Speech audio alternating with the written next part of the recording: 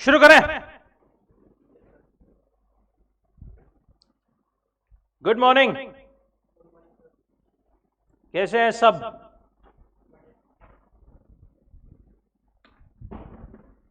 Online guys quickly confirm करेंगे, आवाज screen everything is fine.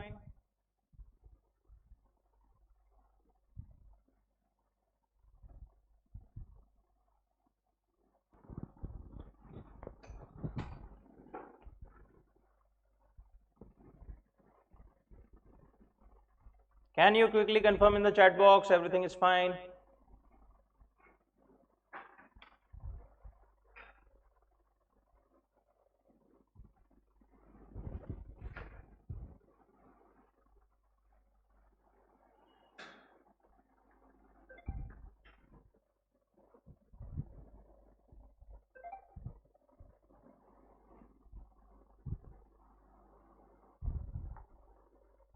Okay.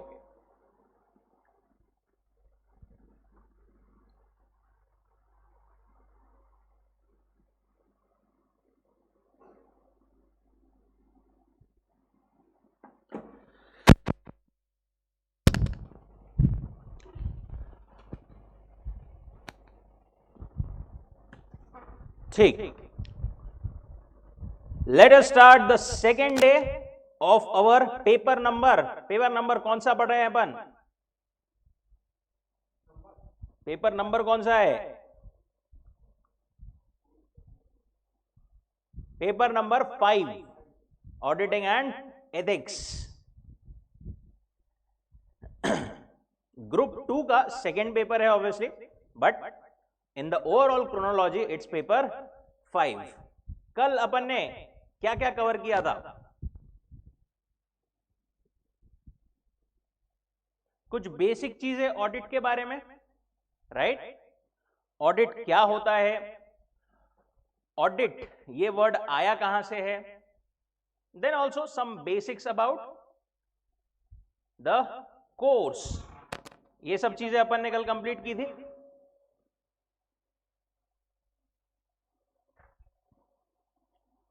उसके बाद में और क्या कवर किया था अपन ने?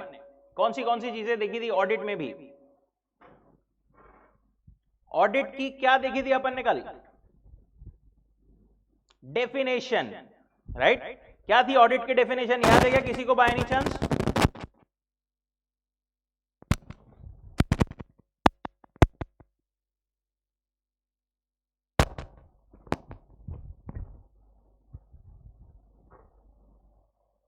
ऑडिट की डेफिनेशन जो अपन ने पढ़ी थी, क्या याद है किसी को? क्या तुम्हें याद है? क्या था? Audit is an what? Independent examination of काय का? Financial information of any entity, whether profit oriented or not, and irrespective of its size, legal form, when such an examination is conducted with a view to expressing an opinion thereon, right? ये अपन ने देखी थी audit की definition. Then introduction, कुछ basic चीजें, origin of auditing, ये सब अपन ने देखा था। आज अपन चालू है डेफिनेशन से ही करते हैं। ये definition is kind of very basic, very base thing. ये डेफिनेशन अपने को बाय हार्ट होनी चाहिए। कहीं पर भी आपको क्वेश्चन आया तो वहां पर आप इसको हर एक क्वेश्चन में ऐसे ही नहीं, बट यहां पर स्पेशली फर्स्ट चैप्टर के इसमें ये अपने को यूज करते आएगी। एक बार वापस बोलेंगे, मेरे साथ सब पढ़ेंगे। Let us start. An audit is an independent examination of what? Of financial information of any entity, whether profit oriented or not, and irrespective of its size or legal form, when such an examination is conducted with a view to expressing an opinion thereon, right? अभी आपके पास में जो आपकी book है उसमें लिखेंगे सब लोग।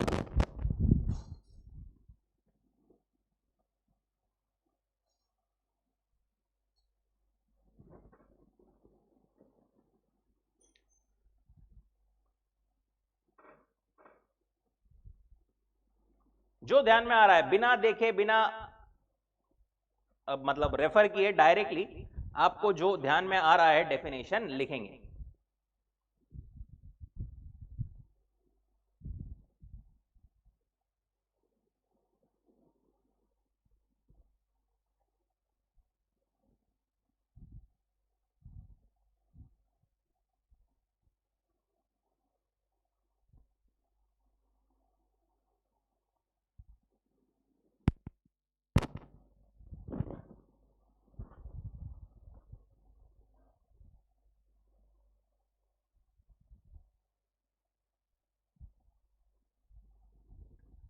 लिखी क्या?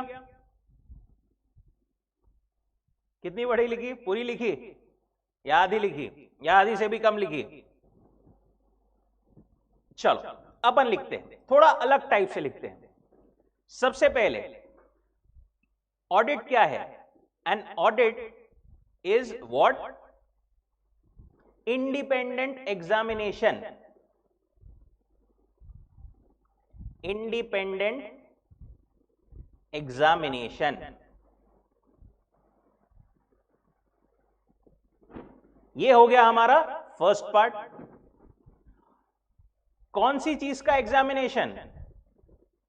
Of financial information of an entity, of financial information of an entity. ये हो गया हमारा दूसरा part.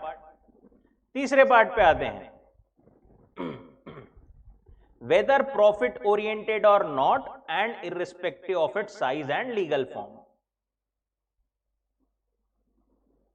Weather profit oriented or not and irrespective of its size and legal form.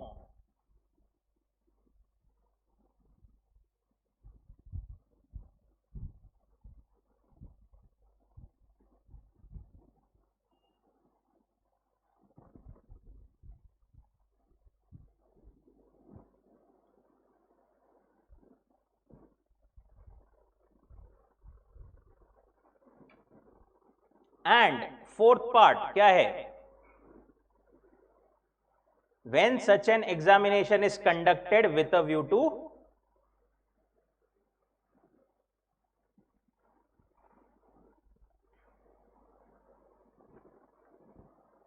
when such an examination is conducted with a view to expressing an opinion thereon.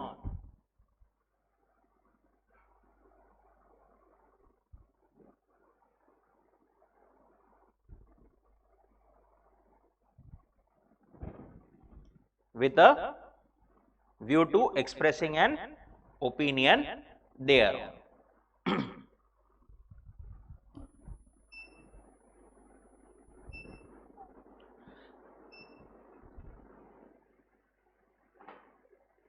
चार part में अपन ने ये डेफिनेशन को क्या किया है? डिवाइड किया है। दैट इज टू से ये जो डेफिनेशन है ये हमको जो है चार एस्पेक्ट्स, चार बेसिक एस्पेक्ट्स बताते हैं ऑडिट के। पहले पार्ट में हम लोग अंडरलाइन करेंगे इंडिपेंडेंट को, दूसरे इसमें अंडरलाइन करेंगे फाइनेंशियल इंफॉर्मेशन को दूसरे पार्ट में, थर्ड पार्ट में हाईलाइट करेंगे profit oriented or not and size and legal form को,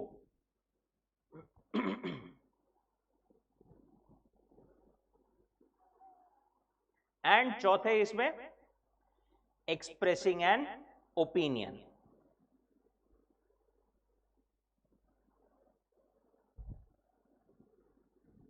एक्सप्रेसिंग एन ओपिनियन देयरऑन।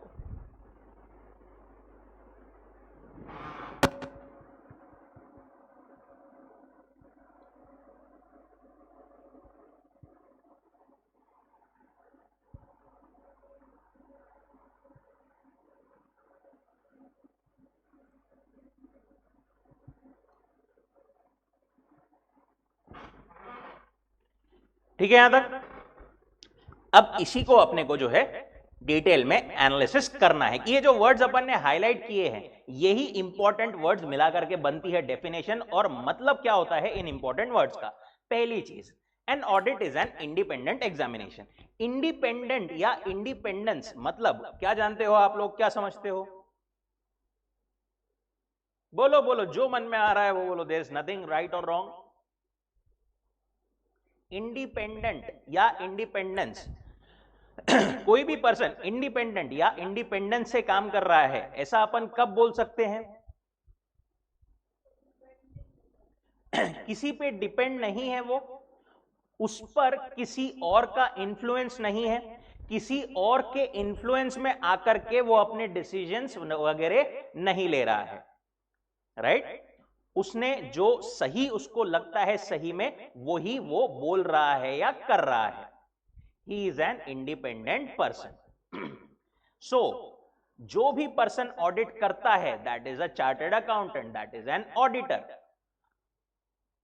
उसने एग्जामिनेशन कैसे करना चाहिए? Independently. An incisive analysis of above meaning of auditing brings out following points. सबसे पहला, audit is an what? Independent examination. Independence implies judgment of a person is not subordinate to the wishes or direction of another who have engaged him. जिसने उसको audit करने के लिए appoint किया ना, उसका मोहताज नहीं रहना चाहिए ऑडिटर ने। उसके हिसाब से, उसके बोलने के हिसाब से ऑडिटर ने काम नहीं करना चाहिए। ऑडिटर ने वो करना चाहिए जो उसको सही लगता है, right? Auditor should be independent of the entity whose financial statements are subject to audit, so that वो सही से अपना एक ओपिनियन बना पाएगा कि भाई जो आपके अकाउंट्स है, जो आपके प्रॉफिट एंड लॉस स्टेटमेंट है, जो आपका फाइनेंशियल स्टेटमेंट्स है, वो सही सही आपकी सारी चीजें बताता है या नहीं, without being affected by the influence.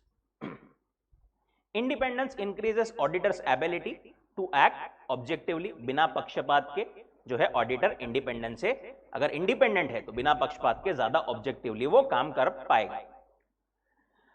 अब for example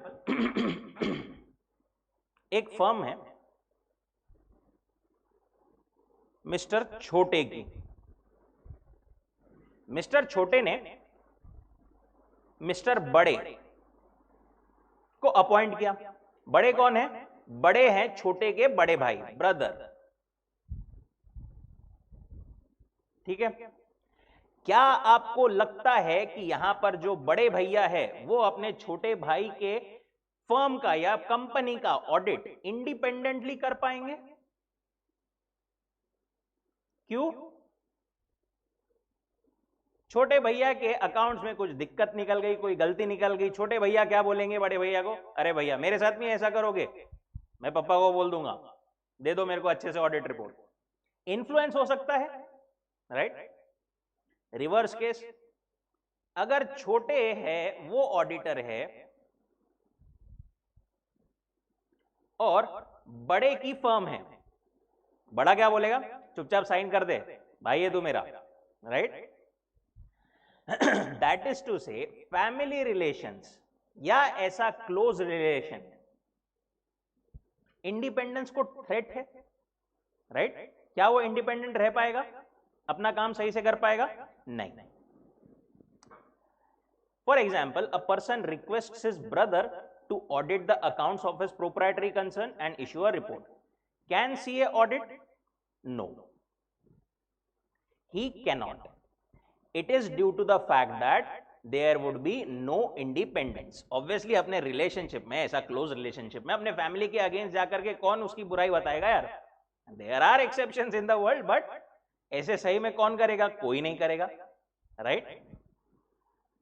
In such a case, due to relationship by birth between CA and his brother, he would be subject to influence from his brother. दूसरा एक case देखते हैं अपन independence का। Let's say mister A ने नहीं क्या, mister A कौन है? सीए है, ऑडिटर है। कौन से कंपनी का? एक्स लिमिटेड का। ठीक है। अब मिस्टर ए ने नहीं किया, एक्स लिमिटेड में पैसा लगाया हुआ है। एक्स लिमिटेड लेट से लिस्टेड कंपनी है और उसमें उन्होंने बहुत सारा अपना अमाउंट जो है, अपना एक सिग्निफिकेंट इन्वेस्टमेंट करके रखा है। ठीक है। अब ए यहां पर चेक करने के लिए गया इनके अकाउंट्स, ऑडिटर बन करके। ए को ध्यान में आया कि अरे एक्स लिमिटेड ने तो बहुत सारे क्या किए हैं? घपले किए हैं, बहुत सारे गलत चीजें बताई है, फाइनेंशियल स्टेटमेंट्स को इन्फ्लेट किया है, सेल्स जितनी नहीं है उतनी बताई है, ये तो गलत किया है। अब ऑडिटर ने आइडियली तो खराब रिपोर्ट देना चाहिए कि नहीं भाई इन्होंने अकाउंट्स बरोबर नहीं बनाए, पर वो ऐसा बनाने जा ही रहा था कि उसको ध्यान में आया कि अगर मैंने ऐसी रिपोर्ट दे दी तो कंपनी का नुकसान होगा, वो तो सही, बट साथ में किसका नुकसान होगा? मेरा भी नुकसान होगा, क्योंकि पैसे तो मेरे ही लगे हुए, राइट? गेटिंग इट और नॉट? पैसे तो उसके भी लगे हुए हैं ना। क्या वो यहां पर इंडिपेंडेंटली एकदम विदाउट एनी बायस रिपोर्ट दे पाएगा? नहीं दे पाएगा। इसीलिए एक सीए को या एक ऑडिटर, जो एक पर्सन ऑडिट कर रहा है कोई कंपनी का, वो ऐसी कंपनी होनी चाहिए जिसमें ऑडिटर की कोई इन्वेस्टमेंट या पैसे वगैरह नहीं दिए हुए है। उसके भी रूल्स है, पढ़ेंगे अपन। Take another case where a CA has invested in shares of a company. Can he do the audit? No. Can he audit the accounts of such company in which he holds share? Not at all. The answer is resounding no. Q, it is due to the fact that holding shares of the company, his own self-interest gets involved. His own money is invested in the company and he may not be able to form judgment independently on the financial statements of the company. Right? ये हो गया हमारा अभी definition का कौन सा? पहला part. क्या बोला अपन ने? Audit is an independent examination. दूसरे पार्ट पर आते हैं।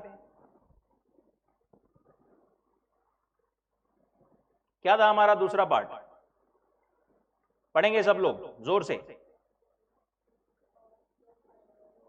Of the financial information, of the financial information,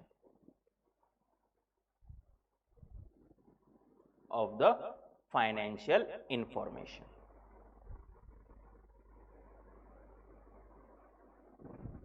audit किस चीज का हो रहा है, या इंडिपेंडेंट एग्जामिनेशन अगर अपन बोले तो किस चीज का हो रहा है? फाइनेंशियल इंफॉर्मेशन का। अब देखो, ये जो ऑडिट की डेफिनेशन है ना, ये थोड़ी ब्रॉडर सेंस में अपने को यहां पर दी हुई है। ठीक है। अपना जो कंसर्न है वो मेनली है फाइनेंशियल ऑडिट, जो अपन फाइनेंशियल स्टेटमेंट्स का ऑडिट करते हैं वो। ठीक है। कौन सा वर्ड बोला मैंने अभी? Financial statements. Sir financial information and financial statement same ही तो हो गए ना? नहीं।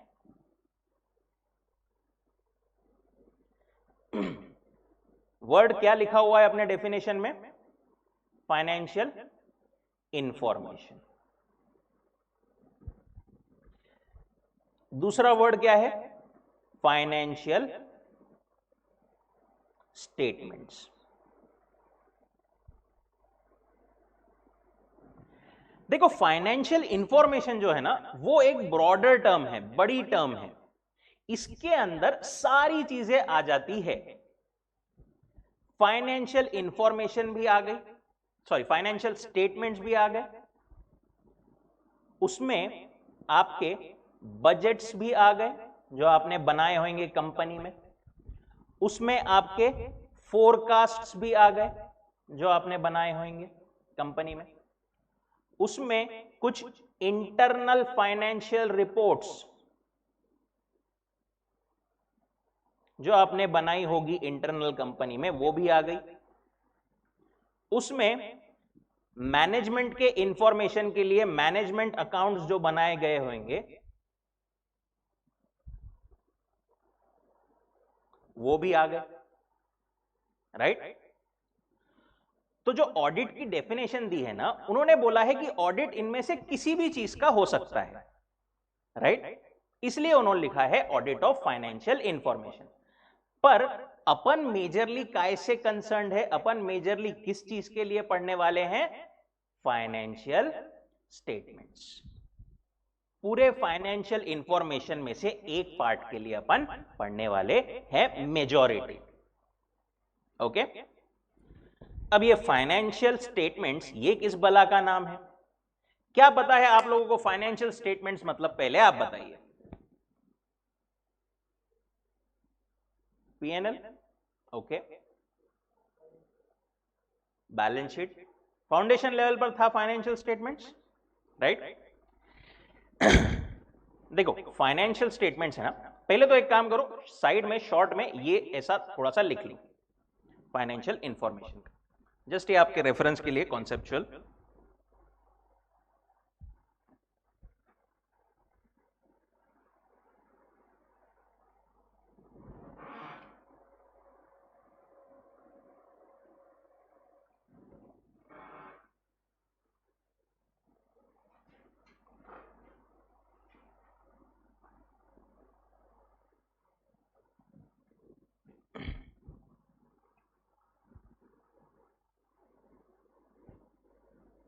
फाइनेंशियल इंफॉर्मेशन ये है जो है, क्या है, ब्रॉडर टर्म है।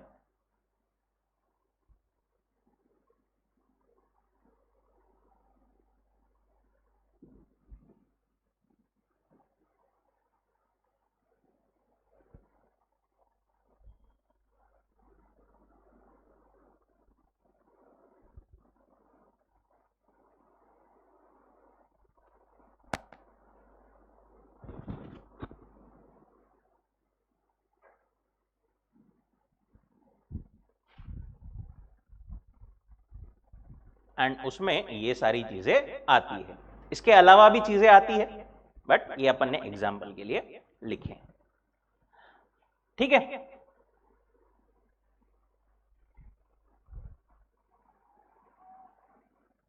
Now coming on to our concern, financial statements. देखो फाइनेंशियल स्टेटमेंट्स में है ना, बेसिकली 5 चीजें आती है, जिसको अपन जनरल पर्पस फाइनेंशियल स्टेटमेंट्स भी बोलते हैं, ठीक है।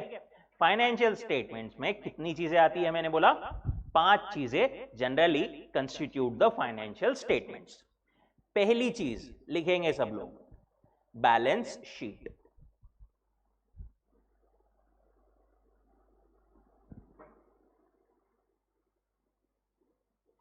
दूसरी चीज प्रॉफिट एंड लॉस अकाउंट।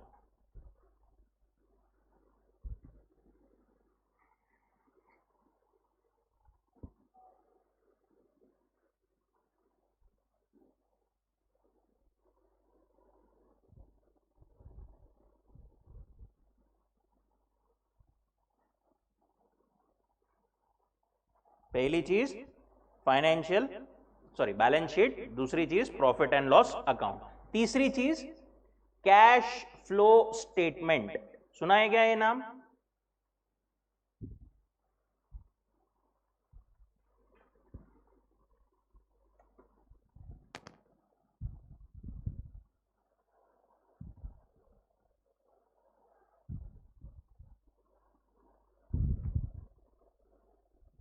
चौथी चीज, any guess? Notes to accounts.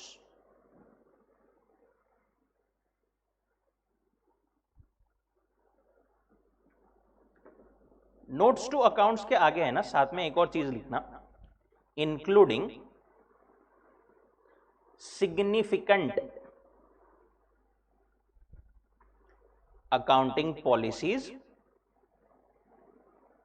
and changes therein.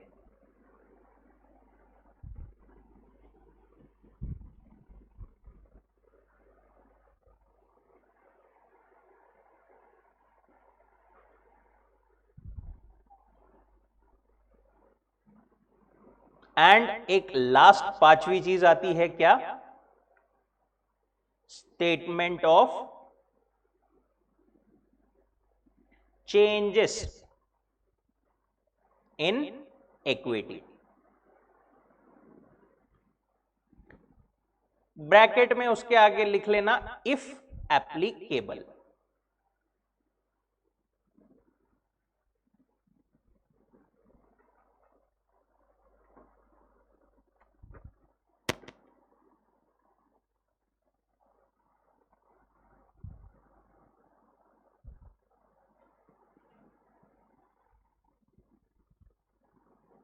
If applicable,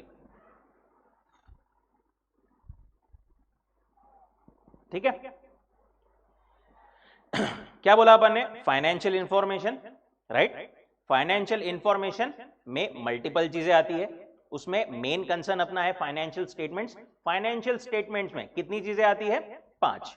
कौन सी, balance sheet, profit and loss account, cash flow statement, notes to accounts including significant accounting policies and changes therein, and 5वां statement of changes in equity if applicable, right. Balance sheet सबको पता है, profit and loss सबको पता है, cash flow statement सुना होगा। Notes to accounts क्या होता है पता है क्या, नोट्स या इसको एक्सप्लेनेटरी नोट्स भी बोला जाता है, ओके, जो कि बताती है जो आपने अकाउंट्स ऊपर लिखे हैं, balance sheet, profit and loss, उसको काइंड ऑफ एक्सप्लेन करती है, उसके बारे में इंफॉर्मेशन देती है। आपने कौन सी अकाउंटिंग पॉलिसीज फॉलो की है, क्या क्या उसमें अजम्पशंस वगैरह लिए हैं, ये सब चीजें वहां पर एक्सप्लेनेटरी नोट्स में दी जाती है।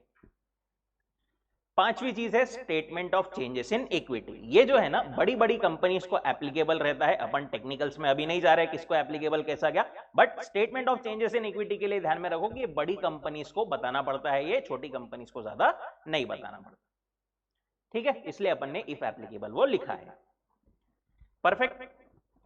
तो ऑडिट किसका कर रहे हैं अपन, समझ में आया, फाइनेंशियल स्टेटमेंट्स का। फाइनेंशियल स्टेटमेंट्स में जो चीजें आएगी वो, that was our second part of definition. अभी आते हैं कहां पर, थर्ड पार्ट पर, whether profit oriented or not irrespective of its size and legal form. Audit क्या बोला अपन ने, independent examination of financial information of any entity whether profit oriented or not and irrespective of its size and legal form. देखो audit क्या सिर्फ एक company का ही होता है क्या, नहीं। ऑडिट एक सोल प्रोप्राइटरशिप फर्म है उसका भी होता है, ऑडिट एक पार्टनरशिप फर्म है उसका भी होता है, ऑडिट जो है वो आपका एलएलपी अगर है तो उसका भी होता है। दूसरी चीज, क्या ऑडिट सिर्फ उनका हो सकता है जो प्रॉफिट ओरिएंटेड बिजनेस है, नहीं। देयर आर सर्टन बिजनेस जैसे NGOs, clubs which are not for profit, NGOs not for profit organisation, right. Section 8 companies law में पढ़ा है अपन ने फाउंडेशन में, राइट। ये भी ऑब्वियसली अब ये इतने बड़े मतलब लेवल पर काम करते हैं, ट्रांजैक्शंस होते होंगे, फाइनेंशियल स्टेटमेंट्स तो इनके भी बनते हैं, उनका भी ऑडिट होना जरूरी है और होता है। इसीलिए डेफिनेशन में क्या लिखा हुआ है कि भले ही वो प्रॉफिट ओरिएंटेड एंटिटी हो चाहे ना हो, उसको ऑडिट रहेगा, सेम वे में applicable. Irrespective of its size, वो कितनी ही बड़ी हो चाहे कितनी ही छोटी हो। And legal form, legal form मतलब उसका लीगल स्टेटस या लीगल स्ट्रक्चर कैसा है, whether it is company, whether it is sole proprietorship, whether it is partnership firm, whether it is LLP, doesn't matter, whether it is profit oriented, whether it is NGO, कोई भी चलेगा। entity need not necessarily be profit oriented. It can be non-profit organization like an NGO or a charitable trust. Audit can be undertaken in respect of any organization, be it small, medium or large. किसी का भी हो सकता है audit. Further, it can be conducted of for any entity irrespective of its legal structure. That is, such an entity may be proprietary concern, partnership firm, LLP, private company, public company, society, trust और any firm. ठीक है, ये हो गया अपने पास में third वाला point. Last वाला पॉइंट क्या बोलता है? When such an examination is conducted with a view to expressing an opinion thereon. ये तो बेसिक चीज है. एक ऑडिटर जब ऑडिट करता है, काय के लिए करता है? बस उसको मजा आता है खुद को ऐसे चेक करने में, उसके लिए करता है क्या? बस खुद चेक करेगा, खुद खुश हो जाएगा, चला जाएगा वापस. Does it make sense? आपके एग्जाम की कॉपीज चेकर चेक करते हैं, बस चेक करके अपने पास में रख लिया, आपको मार्क्स वगैरह कुछ नहीं बताया, पास फेल कुछ नहीं बताया. Does it make sense? नहीं. आपको उसका ओपिनियन या मैं बोलूं उसकी एक रिपोर्ट मिलती है, उसका आउटकम दिया जाता है.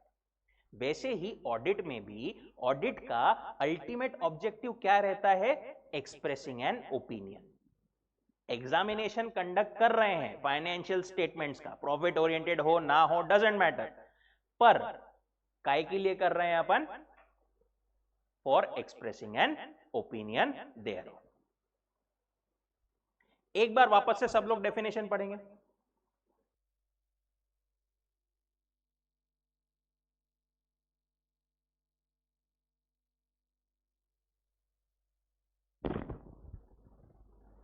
एग्जामिनेशन काय के लिए कंडक्ट किया जाता है? For expressing an opinion. Auditor finally अपना पूरा चेकिंग करके, मेन पर्पस क्या होता है इतना सब कुछ प्रोसेस करने का, ऑडिट करने का? Is to express an opinion on the financial statement. जो उसने चेक किया है वो सही से बने हैं या नहीं, उसमें सारी चीजें इंक्लूड हुई है या नहीं, ये बताना is the ultimate purpose for expressing an opinion on the financial statements. Right? और एक्सप्रेस जो ओपिनियन करता है ऑडिटर, वो कैसे करता है? In the form of report, जिसको हम बोलते हैं ऑडिट रिपोर्ट. जिसको हम बोलते हैं क्या? Audit report. सो अभी एक बार बिना देखे, इधर देख के, मेरी तरफ देख के सब लोग बोलेंगे, ट्राई करेंगे डेफिनेशन बोलने का. वापस बोलो बना. एन ऑडिट इज क्या है? Independent examination of financial information. किसका financial information? Of any entity, whether profit oriented or not, irrespective of its size and legal form. And last part, when such examination is conducted with a view to expressing an opinion thereon. Easy, right? Perfect. That is meaning and nature of audit. अब यहां पर एक चीज देखो, जो अपन ने बोला ये फाइनेंशियल स्टेटमेंट्स, ऑडिटर क्या कर रहा है इनको? फाइनेंशियल स्टेटमेंट्स को ऑडिटर क्या कर रहा है?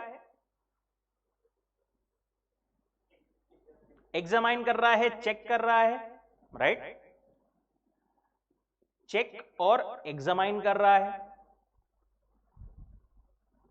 अब एग्जामाइन या चेक अगर वो कर रहा है तो ऑब्वियसली बनाए किसी और ने होंगे. खुद का ही बनाया हुआ कोई खुद चेक करेगा क्या? नहीं. उसके हिसाब से तो सही रहेगा, राइट? तो ये जो फाइनेंशियल स्टेटमेंट्स जो वो चेक करता है, ये बनाता कौन है? ये बनाती है कंपनी की मैनेजमेंट.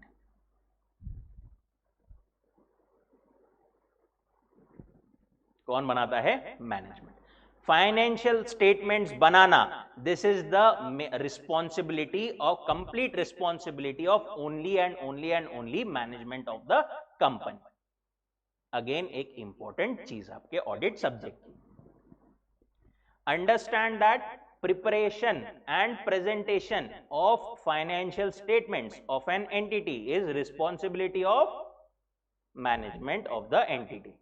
जो लोग वो कंपनी चला रहे हैं, जो वो कंपनी को मैनेज कर रहे हैं, जो ओनर्स है बेसिकली, उनकी रिस्पॉन्सिबिलिटी है. नॉट एग्जैक्टली ओनर्स, बट जो मैनेजमेंट कर रहे हैं उनकी रिस्पॉन्सिबिलिटी है कि वो जो है प्रिपेयर करे फाइनेंशियल स्टेटमेंट्स को और प्रेजेंटेशन प्रॉपरली करेगा. ऑडिटर का काम क्या है भाई? ऑडिटर आकर के वो फाइनेंशियल स्टेटमेंट्स को देखेगा एंड एक्सप्रेस करेगा अपना क्या opinion by means of return audit report. ठीक है? क्या बनाना ऑडिटर की रिस्पॉन्सिबिलिटी है? नहीं, वो तो कंपनी जो चला रही है वो कंपनी को ही पता है और कंपनी की ही रिस्पॉन्सिबिलिटी है वो। ऑडिटर की बिल्कुल भी रिस्पॉन्सिबिलिटी नहीं है, नॉट इवन 1% टू मेक और प्रेजेंट द फाइनेंशियल स्टेटमेंट्स। ठीक, परफेक्ट। उसने क्या करना है? बस अपना ओपिनियन देना है by means of return audit report.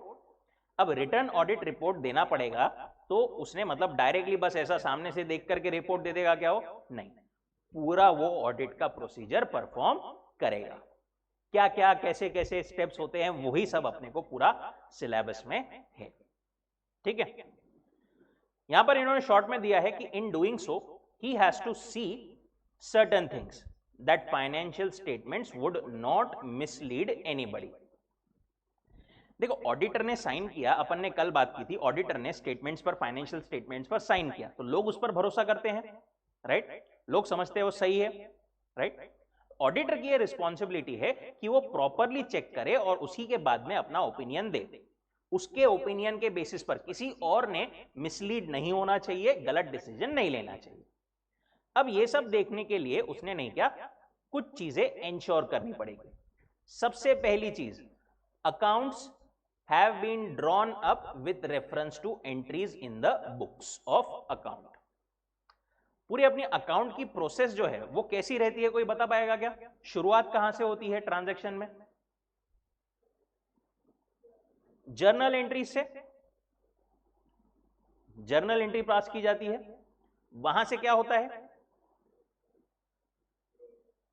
Laser बनता है, अकाउंट्स बनते हैं, वहां से क्या होता है?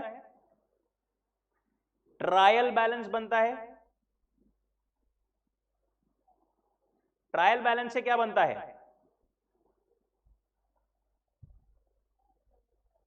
आपका final accounts, P&L balance sheet, right? ये पूरा प्रोसेस है। तो पहली रिस्पॉन्सिबिलिटी क्या है ऑडिटर की? Accounts drawn up with reference to entries in the books of accounts. Actual आपके बुक में जो एंट्रीज है उसी के बेसिस पर अकाउंट्स बने हैं, राइट? उसी के बेसिस पर जो है क्या है, अकाउंट्स बने हैं। ये इंश्योर करना किसकी रिस्पॉन्सिबिलिटी है? ऑडिटर।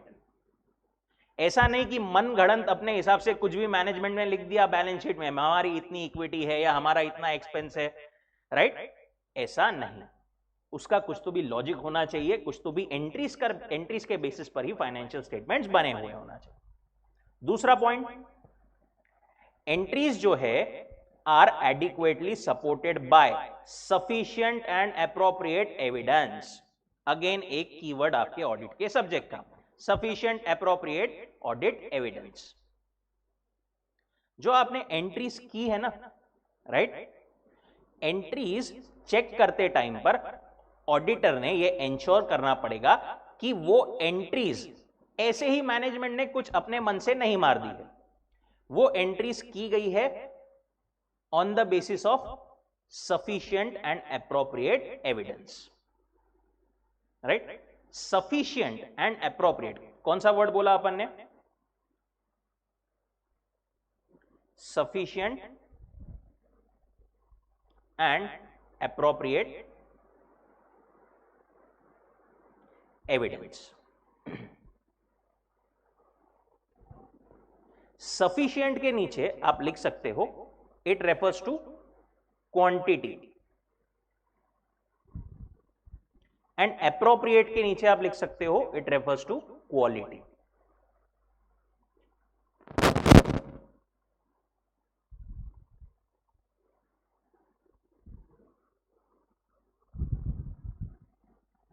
ठीक है? एक एग्जांपल से समझते हैं। लेट से कंपनी ने लिखा हुआ है अपनी एंट्री में कि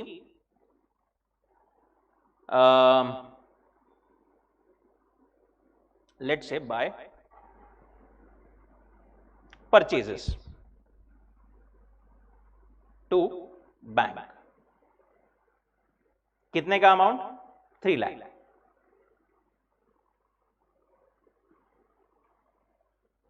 ठीक है, 3 लाख का परचेस किया है ऐसा उन्होंने लिखा है अपने इसमें। आप चलो ऑडिट छोड़ दो, नॉर्मली आप गए और आपको ये चेक करना है। जो नॉर्मल आपकी बुद्धि बोलती है, कैसे चेक करोगे आप? क्या क्या चेक करोगे कि भाई सही में हुआ है क्या, परचेजेस सही में हुई है क्या? ये जो एंट्री है इसको वेरीफाई करने के लिए आप क्या क्या कर सकते हो, क्या क्या लगता है आपको? बिल देखोगे, राइट? परफेक्ट। सबसे पहली चीज यही आती है अपने दिमाग में, बिल, या इसको अपन सोफिस्टिकेटेड इसमें बोल सकते हैं invoice.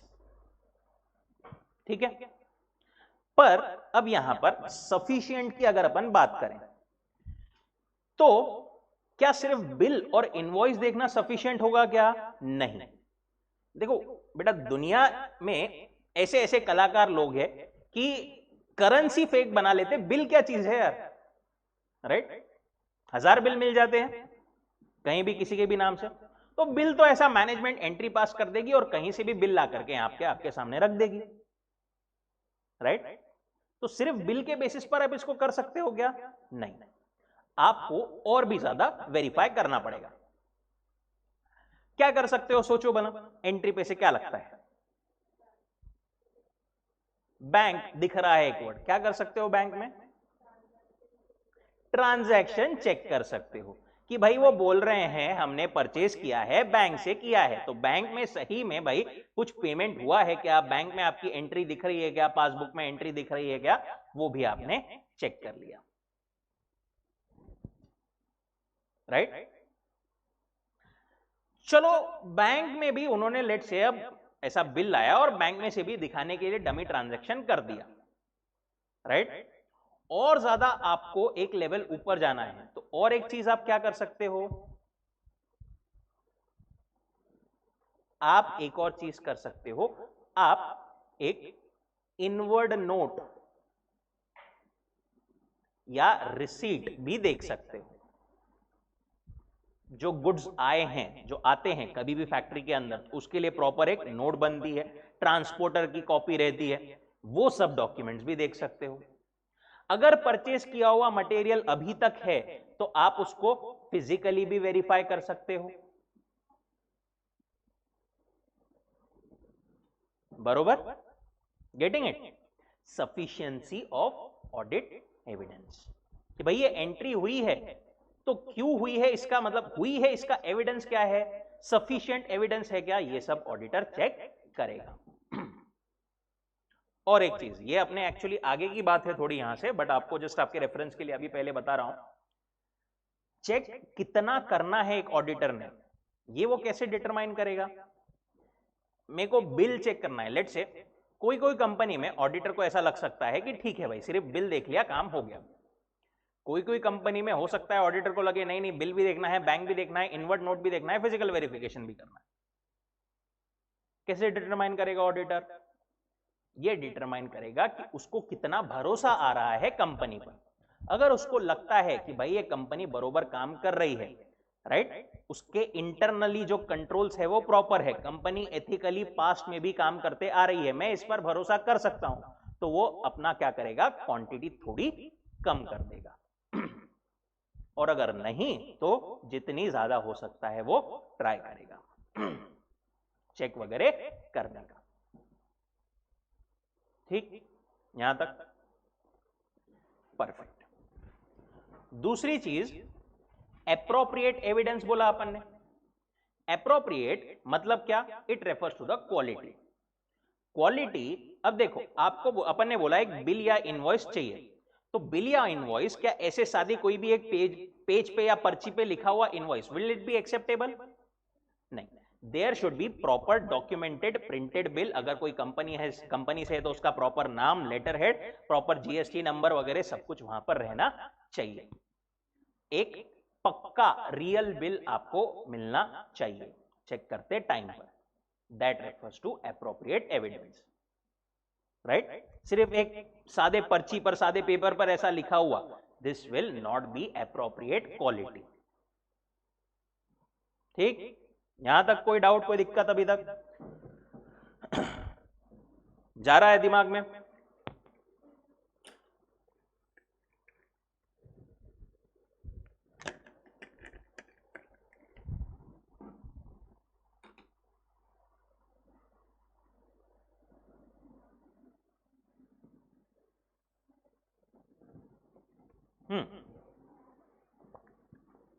Third point, none of the entries have been omitted in the process of compilation. Let's say company को प्रॉफिट जो है कम दिख रहा है, बहुत लेस दिख रहा है। कंपनी ने सोचा क्या करे क्या करे क्या करे, उन्होंने बीच में से एक रिपेयर्स की पूरी एंट्री ही उड़ा दी 5 लाख रुपए की, गाया, हुआ ही नहीं एक्सपेंस, राइट? क्या हो जाएगा? एक्सपेंस मेरा कम हो जाएगा, प्रॉफिट बढ़ जाएगा। ऑडिटर ने यह भी इंश्योर करना पड़ेगा that none of the entries have been omitted in the process of compilation. Entries जो है वो सारी की सारी रिकॉर्ड की गई है इन प्रोसेस ऑफ, मतलब पूरा जो प्रोसेस है वहां से लेजर में पोस्टिंग, लेजर से ट्रायल बैलेंस, ट्रायल बैलेंस से balance sheet and PNL.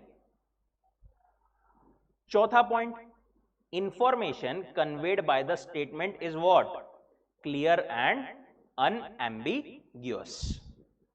Information जो दी हुई है वो कैसी रहनी चाहिए?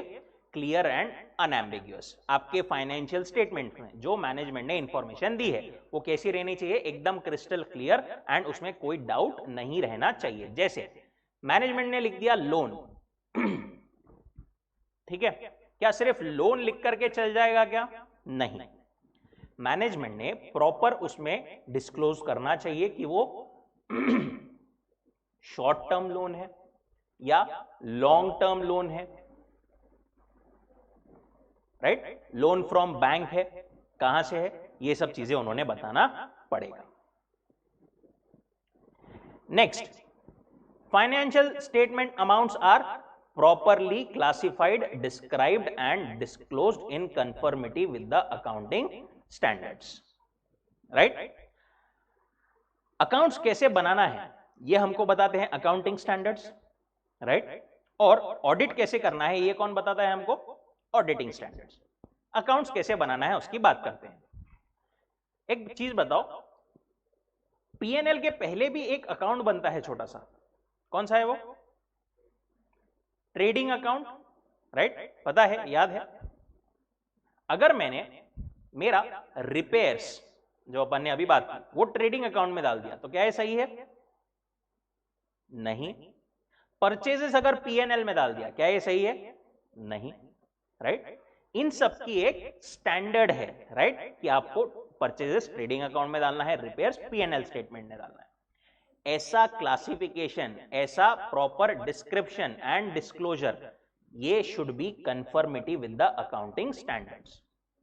ये एकदम बेसिक एग्जांपल लिया अपन ने, ऐसे ही पूरा फाइनेंशियल स्टेटमेंट्स बनाने के लिए भी नहीं क्या आपने को अकाउंटिंग स्टैंडर्ड्स दिए हैं। और ऑडिटर ने क्या देखना जरूरी है कि प्रॉपर सारी चीजों का क्लासिफिकेशन, डिस्क्रिप्शन एंड डिस्क्लोजर ये कैसा है? एज पर अकाउंटिंग स्टैंडर्ड्स है। और अकाउंटिंग स्टैंडर्ड्स के हिसाब से है या नहीं ये वो कब चेक कर पाएगा? जब उसको खुद को अकाउंटिंग स्टैंडर्ड्स पता हो, बरोबर? इसीलिए आपको अकाउंटिंग स्टैंडर्ड्स पढ़ाए जाते हैं, राइट? इंटर लेवल पर कुछ है, फाइनल लेवल पर आप जब जाओगे और थोड़ा एडवांस आपको पढ़ाया जाएगा। एक ऑडिटर बेसिकली तभी ओपिनियन दे सकता है ना, तभी चेक कर सकता है ना जब उसको खुद को पता हो, right? And last point, statement of accounts presents what? True and fair picture of the operational results and the assets and liabilities. जो स्टेटमेंट्स जो है आखिर में वो क्या पिक्चर बताते हैं? ट्रू एंड फेयर व्यू बताते हैं आपके रिजल्ट्स का, आपके असेट्स एंड लाइबिलिटीज का। True and fair view again एक क्या आपका ऑडिट का इंपॉर्टेंट वर्ड, ठीक है? फाइनेंशियल स्टेटमेंट में कैसा व्यू होना चाहिए? ट्रू एंड फेयर व्यू होना चाहिए। ट्रू एंड फेयर व्यू का एग्जांपल अगर अपन देखें तो लेट से कंपनी को ऐसा लगता है कि कुछ जगहों पर लॉस होने वाला है या कुछ ऐसे अमाउंट है, कुछ ऐसी डेट है जो अपने को आने नहीं वाली है, क्या करना चाहिए उन्होंने? कंपनी को ऐसा लग रहा है कि भाई अपनी कुछ बैड डेट्स होने वाली है, हुई नहीं है अभी, होने वाली है, हो सकती है, उसके लिए क्या करना पड़ेगा? Provisions for reserve and doubtful debt, provision and reserve for doubtful debt जो अपन बोलते हैं आरबीडीडी, वो बनाना जरूरी है। तो कंपनी ने प्रॉपरली ऐसी प्रोविजंस बनाई है।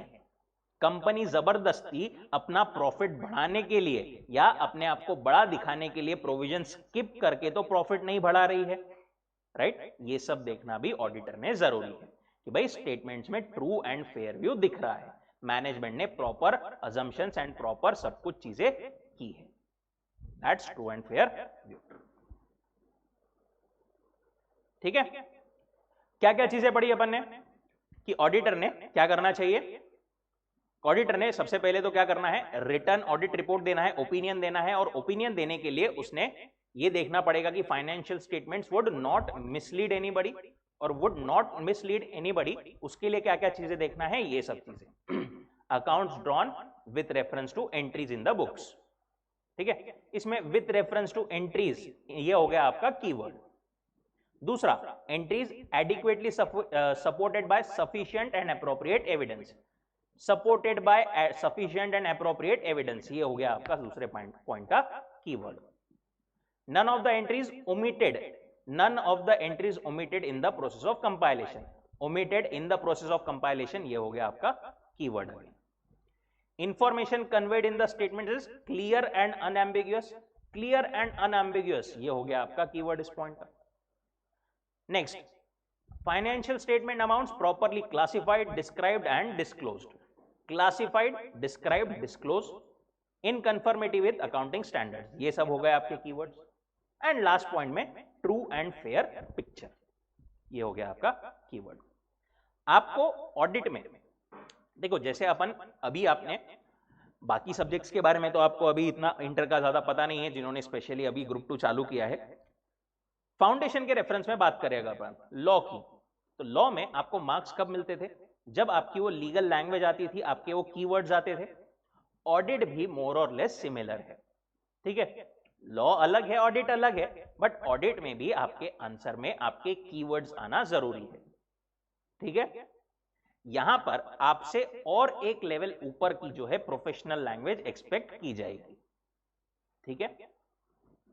In doing so he has to, question ऐसा भी आ सकता है कि auditor has to express opinion on the financial statements by means of written audit report. In doing so, he has to ensure that financial statement would not mislead anybody. How would auditor ensure the same? Right? उसमें आपको ये वाले points लिखना पड़ेगा। ऐसा ही करता है institute, ये जो वर्ड्स ऊपर की लाइन होती है ना, ये बन जाती है आपकी क्वेश्चन की लाइन, ठीक है? इसीलिए अपने को ऐसे मॉड्यूल में से ये चीजें पढ़ना जरूरी है। गेटिंग? क्वेश्चन की अपन ने कल भी बात की थी क्या? क्वेश्चन कौन से टाइप के आते हैं? एक आते हैं जैसा आपको लॉ में था फाउंडेशन पर वैसा है, एक आते हैं आपको डायरेक्ट क्वेश्चन, एक आते हैं कौन से? Case study based.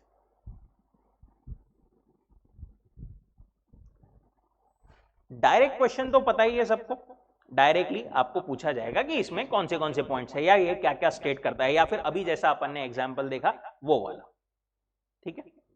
Case study based में क्या होगा? अगेन आपको एक केस दिया जाएगा और केस देने के बाद में आपसे पूछा जाएगा कि भाई इस केस पर कैसे कैसे ये एप्लीकेबल होके क्या आपका रहेगा टेक।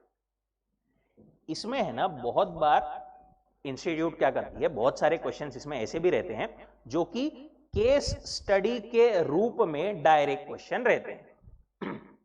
केस स्टडी के रूप में डायरेक्ट क्वेश्चन रहते हैं।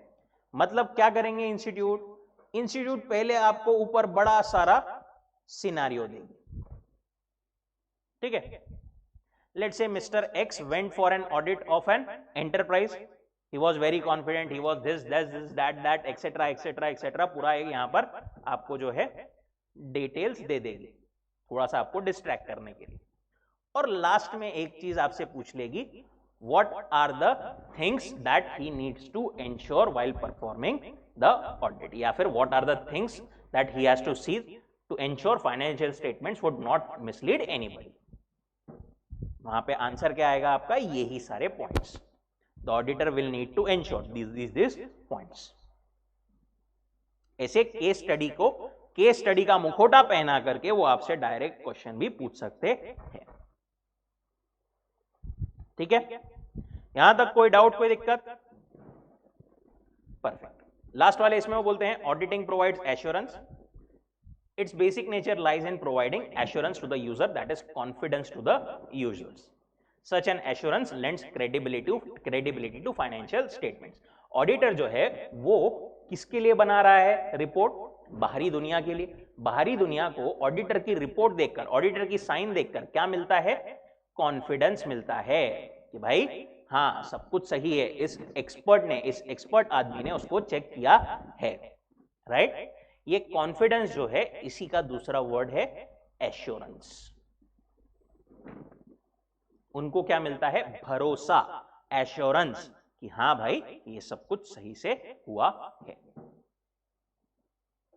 ठीक, परफेक्ट। 5-1 मिनट का ब्रेक लेंगे, देन वी विल कंटिन्यू।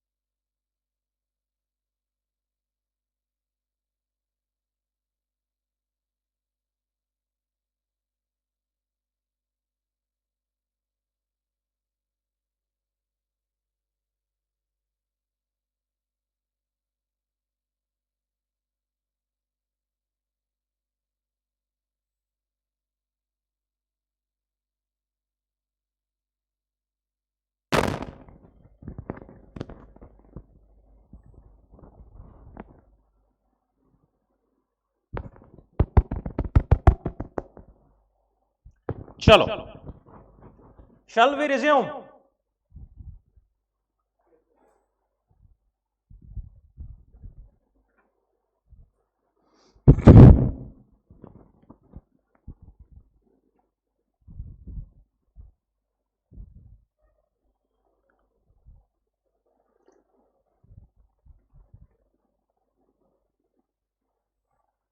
चलो, ऑनलाइन गाइस क्विकली कंफर्म कर देंगे, आवाज screen everything is fine. Basically confirm कर देंगे कि आप जग रहे हो, सोए नहीं या कोई।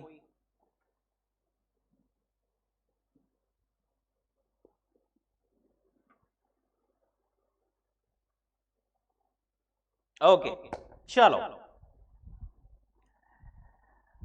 ऑडिट क्या पढ़ा अपन ने अभी तक? ऑडिट की डेफिनेशन पढ़ी। ऑडिट की डेफिनेशन एक बार वापस बताएंगे क्या quickly? Audit is what? An audit is an independent examination. Independent examination किस चीज का है? Of the financial information. देखो, ऑडिट की डेफिनेशन लिखते टाइम पर अपने को फाइनेंशियल स्टेटमेंट्स नहीं लिखना है, फाइनेंशियल इंफॉर्मेशन ही लिखना है, राइट? फाइनेंशियल स्टेटमेंट्स अपना मेन कंसर्न है, बट ऑडिट की definition is a broader term. Broader definition में फाइनेंशियल इंफॉर्मेशन ही अपन लिखते हैं। ऑडिट की जो डेफिनेशन है उसमें फाइनेंशियल इंफॉर्मेशन लिखते हैं, and audit is an independent examination of the financial information of the entity. Third part क्या था?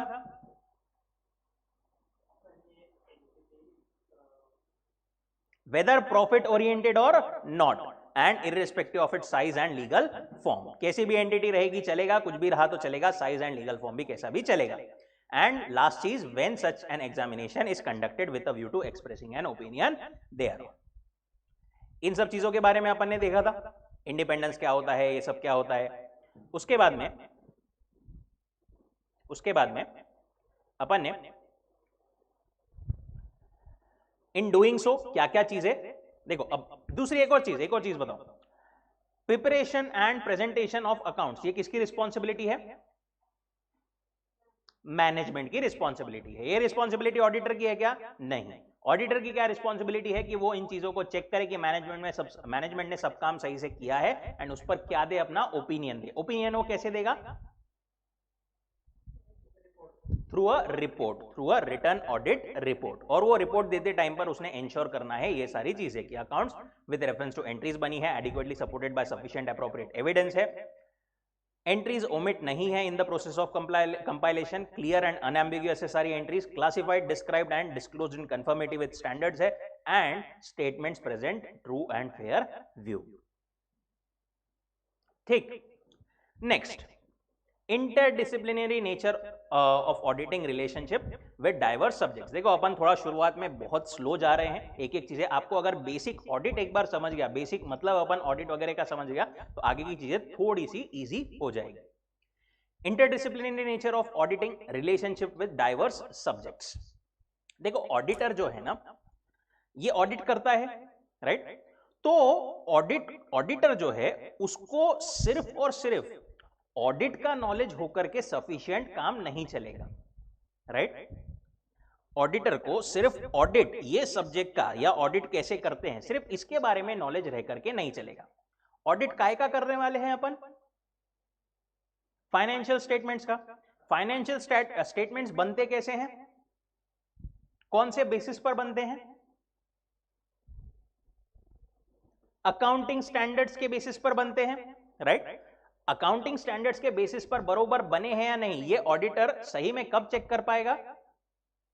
जब उसको खुद को पता हो अकाउंटिंग स्टैंडर्ड्स। इसीलिए अकाउंट्स का नॉलेज भी होना जरूरी है, राइट? ऑडिटर आपका जो है ऑडिट करते टाइम पर उसके सामने बहुत सारा डेटा रहता है, राइट? अब पूरा डेटा हर किसी का चेक करना ये पॉसिबल नहीं रहता, राइट? सारा डेटा, सारी कंपनीज का पूरा एक एक एंट्री चेक करना पॉसिबल नहीं रहता। उसको क्या करना पड़ता है? सैंपलिंग करना पड़ता है। सैंपलिंग वगैरह सब इस पे भी डिटेल में अपने को पूरा चैप्टर वाइज पर डिस्कशन है, पर उसको सैंपलिंग करना रहता है। सैंपलिंग मतलब क्या होता है? सैंपलिंग मतलब एक कुछ तो भी 100 फॉर एग्जांपल ट्रांजैक्शन है, 100 में से 100 के 100 चेक करना तो पॉसिबल नहीं है। तो 100 में से कुछ वो 10, 15, 20 ट्रांजैक्शन सिलेक्ट करता है, जिसके बेसिस पर वो बता सकता है कि मोटा मोटी सब कुछ सारे ट्रांजैक्शन सही दिख रहे हैं, राइट? अब ये सिलेक्ट करने की जो प्रोसेस है, इस पे उसको क्या लगाने पड़ते हैं? स्टैटिस्टिकल टूल्स लगाने पड़ते हैं कि 100 में से अपन कोई भी रैंडम ऐसा सिलेक्ट कर सकते हैं। रैंडम सिलेक्ट करना भी एक प्रोसेस होती है, पढ़ेंगे अपन उसके बारे में। बट प्रॉपर स्टैटिस्टिकली ऐसे अपने को डेटा पॉइंट्स चूज करने हैं, ऐसे एंट्रीज चूज करना है जो should be representative of the whole 100 transaction. इसके लिए उसको थोड़ा बहुत मैथ्स एंड स्टैट्स का नॉलेज होना जरूरी है, इसीलिए आपको फाउंडेशन में वो भी पढ़ाया जाता है। इकोनॉमिक्स का थोड़ा बहुत नॉलेज होना जरूरी है, इसलिए फाउंडेशन में वो भी पढ़ाया जाता है। टैक्स का नॉलेज होना जरूरी है, इसलिए आपको इंटर और फाइनल पे टैक्स भी पढ़ाया जाता है। और भी सारे बहुत सारी चीजों का नॉलेज आपको होना जरूरी है, जो कि आपको सीए के कोर्स में दिया जाता है। बेसिक पॉइंट ये क्या बोलता है कि एक ऑडिटर को सिर्फ ऑडिटिंग नहीं, उसके साथ साथ और भी बाकी विषयों पर और भी बाकी चीजों पर नॉलेज होना जरूरी है, क्योंकि ऑडिटर इज इंटरलिंक्ड और interdisciplinary with some diverse subjects. Auditing is interdisciplinary in nature. It draws from diverse subjects including accountancy, law. सबसे इंपॉर्टेंट लॉ तो भूल ही गए अपन। लॉ क्या है? लॉ के बेसिस पर ही तो कंपनीज अपना जो है काम करती है, एक लीगल फ्रेमवर्क में ही तो ऑपरेट करती है, right? Behavioural science, statistics, economics, financial management etcetera. Since audit is concerned with financial information, sound knowledge of accounting principle is the fundamental requirement.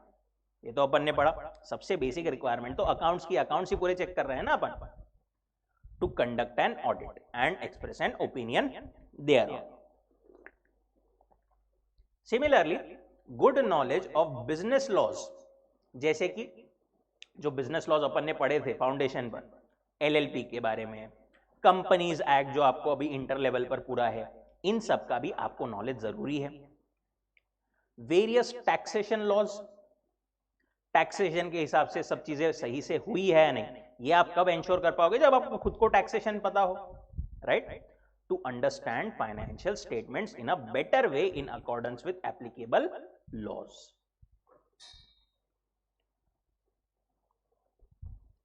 During audit, auditor has to interact with lot of persons seeking information and making inquiries. देखो company में, एक company में auditor जाता है, ठीक है? देखो sole proprietorship में तो ठीक है, एक ही पर्सन रहता है, बट जब भी ऑडिटर एक बड़ी कंपनी में जाता है तो वहां पर तो मल्टीपल डिपार्टमेंट्स होते हैं, बहुत सारे लोग होते हैं. अब ऑडिटर को सारी चीजें चेक करनी है, तो उस डिपार्टमेंट का जो कंसर्न पर्सन्स रहेंगे उनसे उसको बहुत इंटरैक्ट करना पड़ेगा. वो सही बोल रहा है या नहीं, ये उसको उससे बात करते करते भी थोड़ा बहुत समझना पड़ेगा. दैट इज टू से ह्यूमन बिहेवियर का भी उसको हल्का फुल्का नॉलेज होना जरूरी है. ऐसा नहीं कि कोई भी आकर के सीए को बेवकूफ बना करके चला जा रहा या ऑडिटर को बेवकूफ बना करके चला जा रहा, ऐसा नहीं होना चाहिए.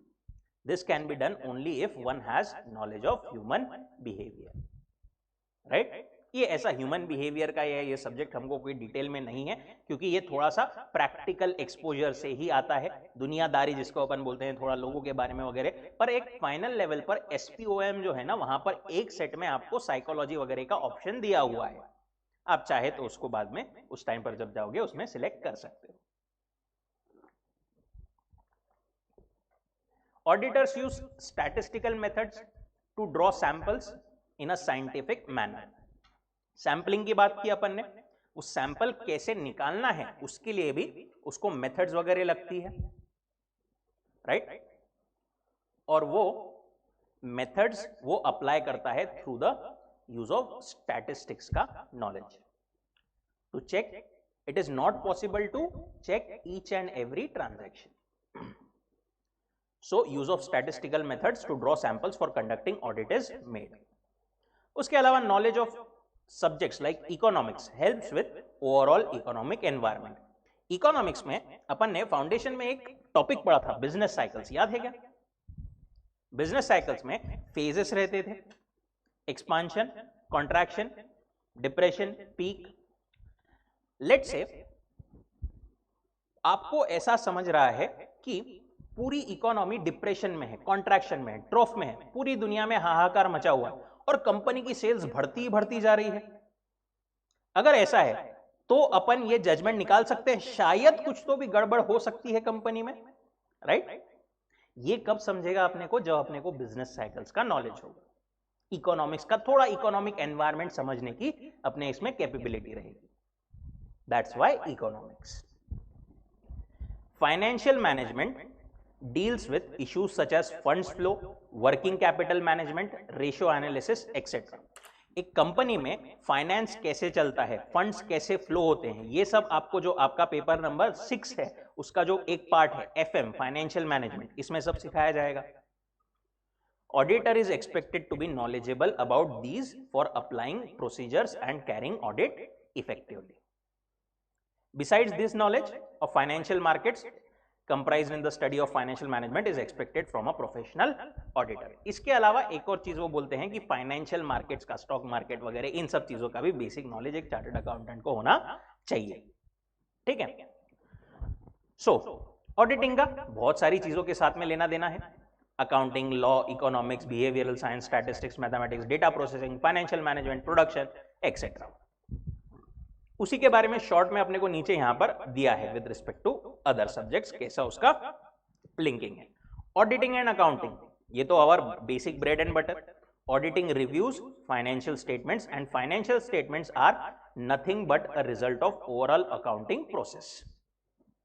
लॉ के बारे में क्यों पता होना चाहिए? क्योंकि एक कंपनी बोलो, पार्टनरशिप फॉर्म बोलो, LLP बोलो, ये एक लीगल फ्रेमवर्क में ही ऑपरेट करती है, लॉ के हिसाब से ही चलती है। तो लॉ के हिसाब से चल रही है या नहीं, ये हमको देखने के लिए पहले लॉ पता होना जरूरी है। Auditor should have good knowledge of business laws affecting the entity. Auditing and economics की बात की, auditor expected to be familiar with overall economic environment of the client.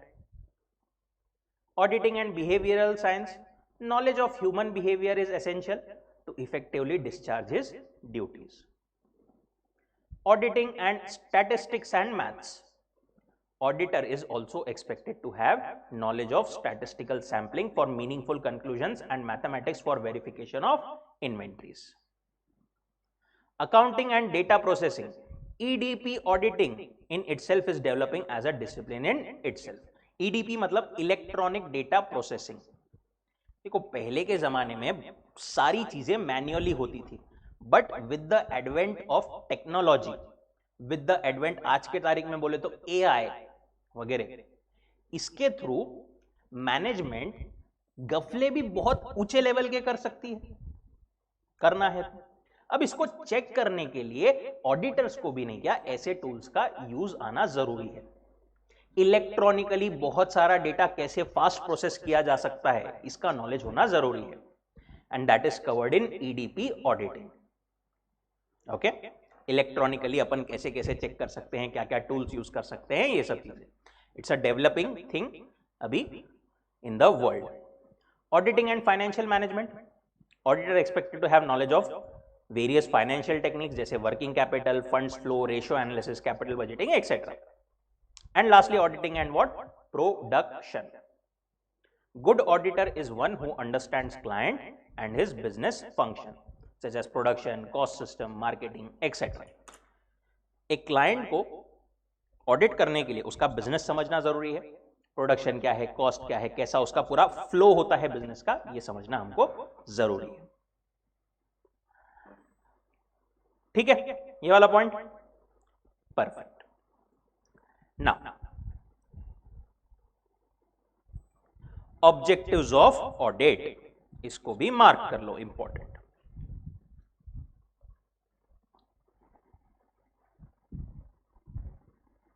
In conducting audit of financial statements, objectives of auditor in accordance with SA 200, SA 200, मुबारक हो, पहले सा से आपकी मुलाकात हो गई। SA 200 क्या बोलता है? SA 200, overall objective of the independent auditor and the conduct of an audit in accordance with standards on auditing. देखो, स्टैंडर्ड्स ऑन ऑडिटिंग के बारे में अपन ने कल बात की थी। स्टैंडर्ड ऑन ऑडिटिंग क्या बताते हैं? बेसिकली ऐसे स्टैंडर्ड्स, ऐसी प्रोसेस बताई हुई है, ऐसी चीजें बताई हुई कि कैसे कैसे ऑडिट हमको करना है, राइट? अब हर एक स्टैंडर्ड का नहीं क्या नंबर रहता है एंड उसका टाइटल रहता है। जैसे लॉ में सेक्शन नंबर रहते हैं, वैसे यहां पर नाम और उसका नंबर रहता है। डोंट वरी, ऑडिट में जितने सेक्शंस है उतने बिल्कुल अपने को सा नहीं है। कुछ यहां पर मतलब फाइनल और इंटर लेवल पर मिलाकर के भी अगर अपन बोले तो ज्यादा से ज्यादा कुछ एक रफ नंबर आपको बताऊं तो 20 एक था, ऐसा कुछ तो भी अपने को 25 एक रहेंगे लगभग, ठीक है? तो इन सभी के नाम और नंबर अपने को बाय हार्ट होना जरूरी है। फाउंडेशन लेवल पर ठीक है, बट यहां पर ऑडिट में स्पेसिफिकली बात करें तो ये आपसे एक्सपेक्टेड है कि आप आंसर में अगर रिलेवेंट है तो सा का नंबर एंड उसका नाम टाइटल प्रॉपरली कोट करो। And don't worry, that is also my responsibility. अपन अलग अलग मेमोरी टेक्निक्स यूज करके उसको रिमेंबर कर लेंगे आराम से। जैसे एक एग्जाम्पल मैं आपको बताऊं, SA 500, ठीक है? अपन कहीं पर भी कोई भी फंक्शन में, कोई भी मैरिज वगैरह में जाते हैं अपने रिलेटिव के, ठीक है? बड़े वगैरह लोग जो रहते हैं वो लोग क्या देते हैं सामने वाले को? पैसे देते हैं, एनवलप देते हैं, लिफाफा देते हैं, ठीक है? बहुत क्लोज रिलेटिव नहीं है, नॉर्मल नॉर्मल एक है, तो उसको जनरली एक 500 का लिफाफा आजकल के ट्रेंड में देते हैं अपन, ठीक है? अब वो 500 का जो लिफाफा या एनवलप अपन देते हैं, ये क्या है? ये भाई अपना एविडेंस है कि अपन वहां गए थे और अपन ने वो दिया था। नाम लिख करके देते हैं सब अपना मोस्टली, सो दैट आगे अपने को उनको भी ध्यान में रहे, वो आएंगे तो अपने यहां पर वो भी दे। ये क्या है? अपना एविडेंस है कि अपन गए थे और अपन ने पैसे दिए थे। सा 500 ऑडिट एविडेंस, ठीक है? ऐसे मेमोरी टेक्निक्स यूज करके इजीली अपने को ये चीजें लर्न हो जाएगी। ऐसे 200 जो है वो क्या है? ये सबसे पहला या सबसे बेसिक ऐसे है। ये क्या बोलता है? Overall objectives of the independent auditor and conduct of an audit in accordance with standards on auditing. थोड़ा नाम बड़ा है इसका, राइट? ठीक है, अपन सा के अंदर तो चलते हैं, बट पहले इसका नाम याद रखने के लिए देखो, आप ये 3-4 बार पढ़ोगे ना लाइन, तो लाइन याद रह जाएगी। बट शुरुआत कहां से होती है? Overall objective. इसको ध्यान में रखने के लिए अपन क्या कर सकते हैं, जैसे SA 200, ये आखिरी में दो क्या है? 0। ये कैसे दिखते हैं? OO। OO मतलब ओवरऑल ऑब्जेक्टिव्स, ठीक? Overall objectives of the independent auditor and the conduct of an audit in accordance with standards on auditing. जो भी मैं मेमोरी टेक्निक्स बताते जाऊंगा, देखो आप चाहे तो आपकी भी डेवलप कर सकते हो ऐसी, मैं यहां पर बताते जाऊंगा, और जो भी मैं बता रहा हूं आपको साइड में बेटर रहेगा और लिख लो, सो दैट आप वापस एक बार रिवाइज करोगे, 1-2 बार में आपको बाय हार्ट वो हो जाएगा।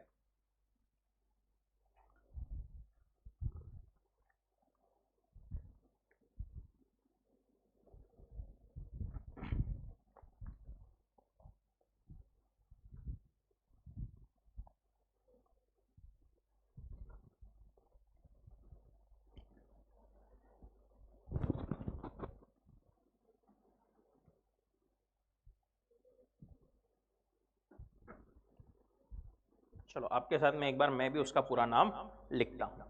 क्या बोला अपन ने? SA 200, क्या है उसका नाम? Overall objective.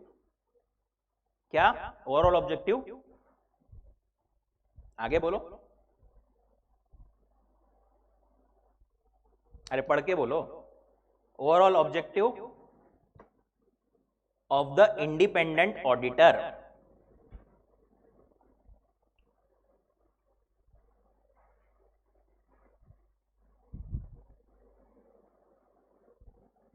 and conduct of an audit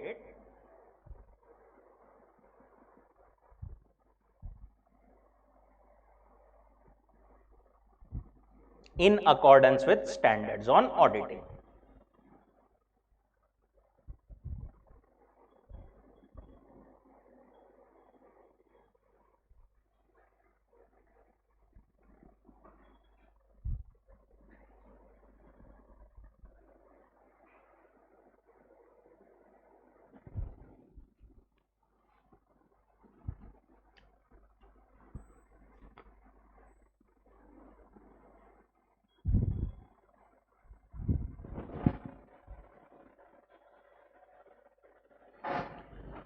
ठीक है।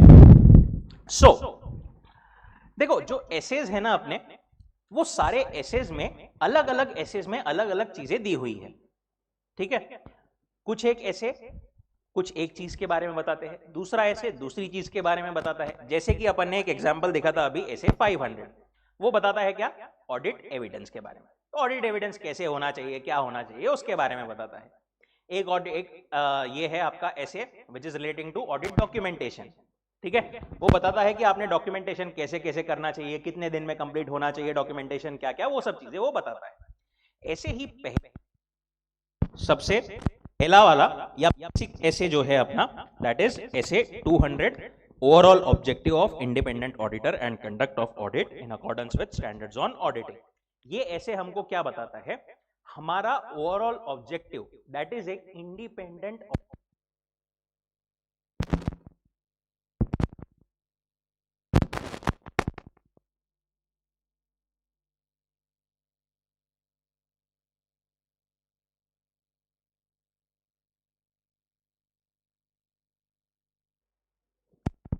हाँ, एक इंडिपेंडेंट ऑडिटर का ओवरऑल ऑब्जेक्टिव क्या क्या रहना चाहिए, क्या क्या होता है, एंड उसने ऑडिट कंडक्ट करना चाहिए, कैसे कंडक्ट करना चाहिए, as per the auditing standard या स्टैंडर्ड्स ऑन ऑडिटिंग जो अपने को दिए हुए हैं। क्या बोला मैंने, overall objective of the independent auditor क्या है, दूसरी चीज ऑडिट कैसे कंडक्ट होना चाहिए in accordance with standards on auditing. ठीक है, पढ़ते हैं सा के बारे में। देखो, लॉ में अपने को बहुत जगहों पर आपको ध्यान में होगा, तो पहले प्रोविजन दी रहती थी, उसके बाद में उसका एनालिसिस। वैसा ही यहां पर भी है। ये जो है ऊपर point number A and B, ये आपको दिया है सा के बारे में मेन चीज, एंड नीचे उसके बाद में उसका क्या दिया है, एनालिसिस। पहले एक बार पढ़ते हैं क्या बोलता है सा। ओवरऑल ऑब्जेक्टिव क्या है ऑडिटर का, to obtain reasonable assurance. To obtain what? Reasonable assurance about whether the financial statements as a whole are free from material misstatement, whether due to fraud or error, thereby enabling the auditor to express an opinion on whether the financial statements are prepared in all material respects in accordance with an applicable financial reporting framework. दिखने को एक sentence है, but जैसे audit में अपने पास में multiple aspects थे, इसमें भी बहुत सारे मल्टीपल एस्पेक्ट्स अपने पास में है। दूसरा पॉइंट क्या बोलता है, and to report on financial statements and communicate as required by the essays in accordance with the auditor's finding. बहुत अगेन वेरी इंपॉर्टेंट थिंग, जैसे डेफिनेशन इंपॉर्टेंट थी वैसे उससे भी ज्यादा आई वुड से इंपॉर्टेंट ये पॉइंट्स है। एक बार वापस से पढ़ेंगे सब लोग खुद से।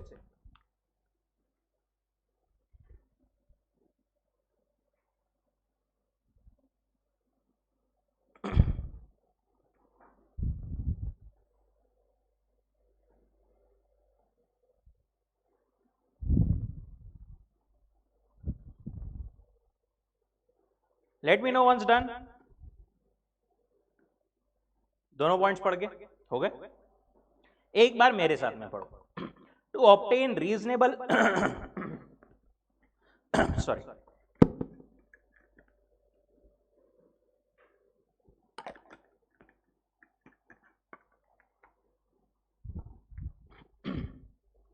what is SA 200 SA 200 is the overall objective of the independent auditor and conduct of an audit in accordance with standard on audit. क्या बोलता है ये? To obtain reasonable assurance. क्या है ऑडिटर का overall objective? To obtain reasonable assurance about whether the financial statements as a whole are free from material misstatements, whether due to fraud or error, thereby enabling auditor to express an opinion on whether the financial statements are prepared in all material respects in accordance with applicable financial reporting framework, and to report on the financial statements and communicate as required by the SAs in accordance with auditors finding. पहली चीज, analysis पर भी जाने के पहले क्या करेंगे अपन? जैसा अपन ने ऑडिट की डेफिनेशन को तोड़ के लिखा था ना, वैसा इसको भी तोड़ करके लिखेंगे.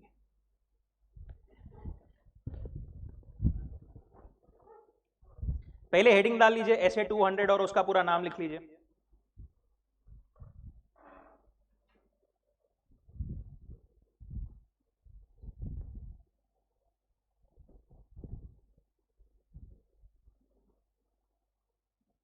SA 200, overall objectives of the independent auditor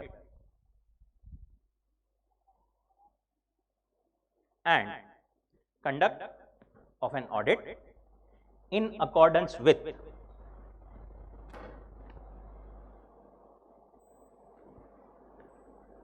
standards on auditing.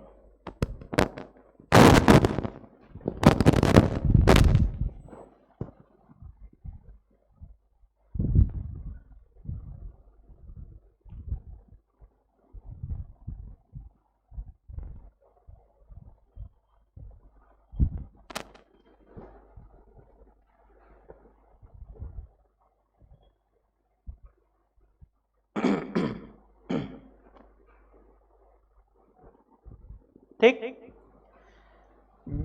इसमें फर्स्ट पार्ट क्या है? अपना first part, to obtain reasonable assurance.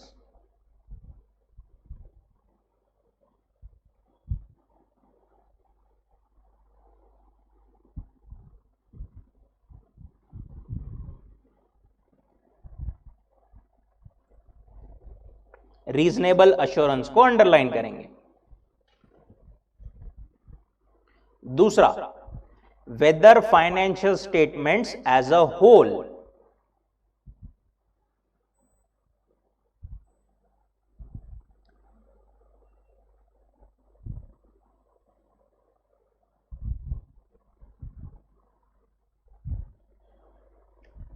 Are free from material misstatement.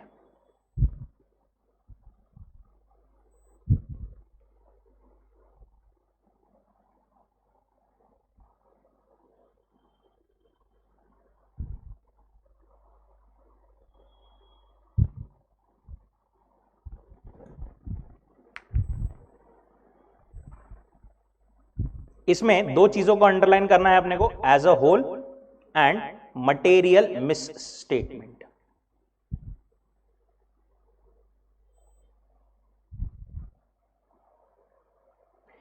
Third part में लिखेंगे वेदर ड्यू टू फ्रॉड और error.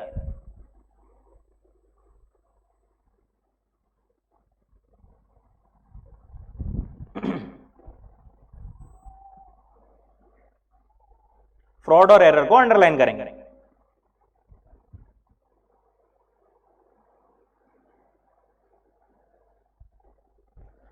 thereby enabling the auditor to express an opinion, thereby enabling the auditor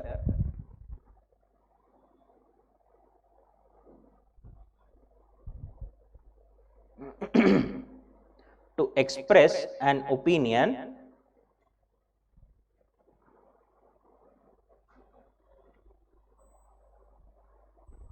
on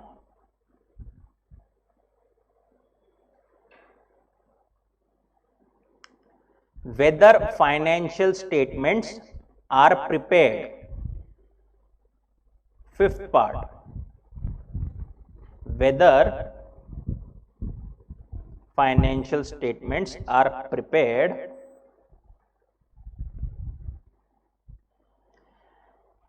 in all material respects.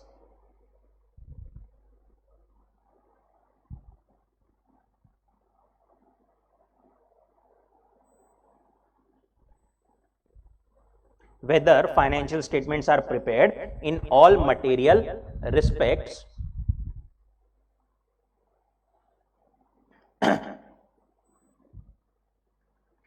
उसकी continuation में in accordance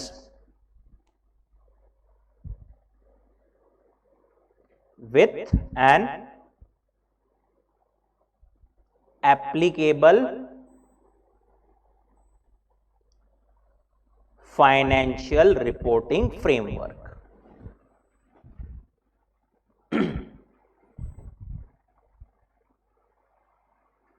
In accordance with an applicable financial reporting framework. Applicable financial reporting framework, इसको underline करेंगे.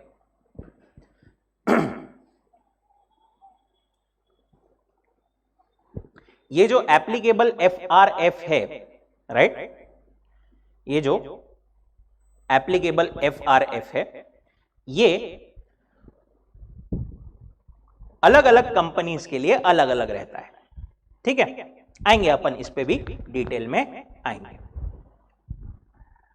और दूसरा part क्या है इसका? To report and communicate. To report on, last में पॉइंट बी के आगे पार्ट फर्स्ट डाल करके आप लिख सकते हो. To report on the financial statements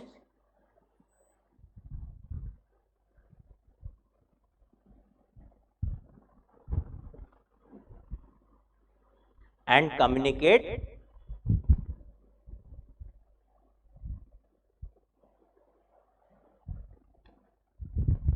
as required by SAs.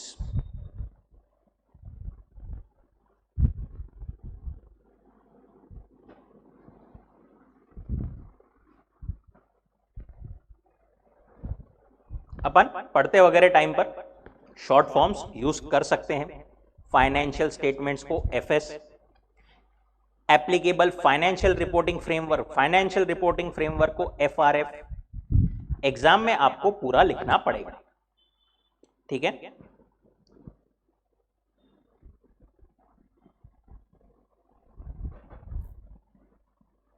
The purpose ये अपन लिख रहे हैं इतना तोड़ तोड़ के क्योंकि ये बहुत इंपॉर्टेंट पार्ट है. डायरेक्टली बहुत बार आपको आंसर में यही लिखना होता है अगर क्वेश्चन आया तो. क्या बोला अपन ने? क्या है SA 200? To obtain reasonable assurance whether financial statements as a whole are free from material misstatements whether due to fraud और error, thereby enabling the auditor to express opinion on whether financial statements are prepared in all material respects in accordance with applicable FRF. Right? And दूसरी चीज क्या है? To report on the financial statements and communicate as required by the standards on auditing. इसी points का अपने को जो है आगे क्या करना है? एनालिसिस करना है.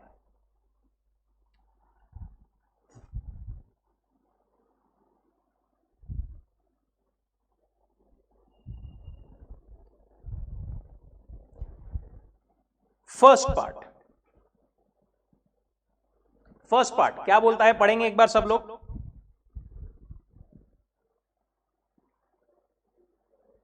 To obtain what? Reasonable assurance. देखो, अगर कोई पर्सन छोड़ दो, आपको अगर किसी पर्सन की कोई चीज चेक करने के लिए दी गई, बहुत बड़ी चीज है, आपने चेक कर लिया, क्या आप हर बार हर चीज के लिए 100% गारंटी दे सकते हो कि आपने जो चेक किया है वो 100% करेक्ट ही चेक किया है? क्या लगता है, दे सकते हो क्या? नहीं दे सकते हो। 100% गारंटी, अरे आखिरकार हम इंसान हैं यार, इंसान से ही गलती होती है, राइट? चलो छोटे लेवल पर छोड़ दो, think of companies like Tata. लाखों लोग काम कर रहे हैं, करोड़ ऑफ ट्रांजैक्शंस होते होंगे डेली बेसिस पर। अपने को वो चेक करना होता है, ऑडिटर को चेक करना होता है पूरे साल के लिए, lakhs of crore of transaction. हर एक ट्रांजैक्शन चेक करना पॉसिबल है क्या? एक साल का चेक करने में ही 2 साल लग जाएंगे, राइट? क्या करना पड़ेगा? सैंपल निकालना पड़ेगा, जैसा अपन ने बोला था। अब लेट से करोड़ में से ऑडिटर्स ने, ज्यादा ऑडिटर्स गए वहां पर, बड़े बड़े कंपनीज के जनरली मल्टीपल ऑडिटर्स रहते हैं, उन्होंने करोड़ में से लेट से 50,000 ट्रांजैक्शंस निकाले, ठीक है? अब 50,000 ट्रांजैक्शन निकाल करके चेक करने के बाद क्या लगता है आपको, क्या वो ऐसा बोल सकते हैं कि कंपनी में 100% एक एक चीज सही है? क्या ये बोलना सही रहेगा? क्या लगता है? नहीं। अभी इतनी बड़ी कंपनी है, अपन ने बोला लाखों लोग काम कर रहे हैं, करोड़ ऑफ ट्रांजैक्शन हुए होंगे, बीच में कहीं ना कहीं there are 100%, more than 100% chances कि कुछ ना कुछ बीच बीच में थोड़ी गलती हुई होगी किसी ना किसी से। हर एक पर्सन का हर एक ट्रांजैक्शन तो अपन चेक नहीं कर सकते, हो सकता है 10, 20, 50,000 तक का भी कुछ एरर हो जो अपने को ध्यान में ऐसे नहीं आएगा, या गफला भी हो, राइट? बरोबर। इसीलिए ना ऑडिटर जब भी अपनी रिपोर्ट देता है ना, रिपोर्ट देते टाइम पर वो क्या बोलता है, लैंग्वेज क्या रहती है रिपोर्ट की, कि भाई prima facie is not the word, but मैं आपको समझाने के लिए बोल रहा हूं, प्राइमा फेसी या फिर मोस्टली, या अपन जिसको बोलते हैं मोटा मोटी, मैंने चेकिंग की है और सब कुछ सही दिख रहा है। क्या है? मैंने चेकिंग की है और मोटा मोटी सब कुछ क्या दिख रहा है? सही दिख रहा है, right? This is called reasonable assurance, ठीक है? रीजनेबली भाई, नॉर्मली मोटा मोटी ऊपर से जो हमने चेक किया है अपना केयर लेकर के, उसके हिसाब से कंपनी में सारी चीजें सही से चल रही है। This is reasonable assurance. Reasonable assurance ही रहता है high level of assurance,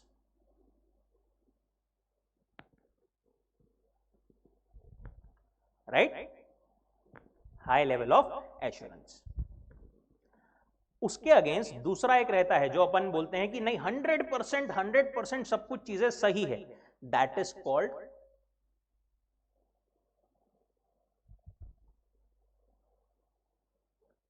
absolute assurance.